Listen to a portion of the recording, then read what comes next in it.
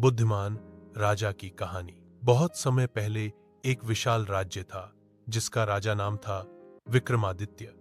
वह अपनी बहादुरी और न्यायप्रियता के लिए प्रसिद्ध था। उसके दरबार में विद्वान और योद्धा दोनों ही मौजूद रहते थे। लोग कहते थे कि राजा विक्रमादित्य केवल तलवार से ही नहीं बल्कि अपनी बुद्धि से भी जीत हासिल करते हैं। राजा हमेशा प्रजा की भलाई के बारे में सोचते थे। वे वेश बदलकर अक्सर रात में नगर का भ्रमण करते ताकि लोगों की समस्याओं को जान सकें।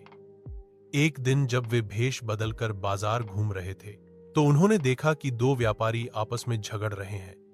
एक कह रहा था, यह कीमती हार मेरा है। दूसरा बोला, नहीं, यह मेरा है। दोनों व्यापारी हार लेकर दरबार पहुंचे। मामला पेचीदा था क्योंकि दोनों के पास अपने अपने प्रमाण थे।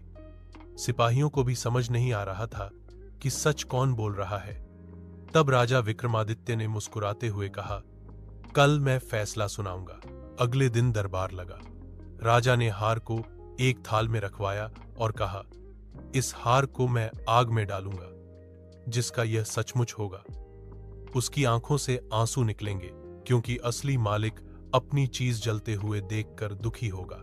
जैसे ही हार को आग के पास लाया गया, पहला व्यापारी शांत खड़ा रहा, लेकिन दूसरे व्यापारी की आंखों से आंसू झरझर गिरने लगे।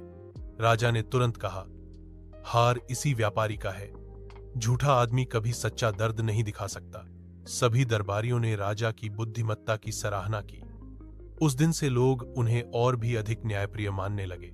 राजा विक्रमादित्य ने साबित किया कि असली ताकत केवल युद्ध जीतने में नहीं बल्कि सच्चाई पहचानने और न्याय देने में होती है।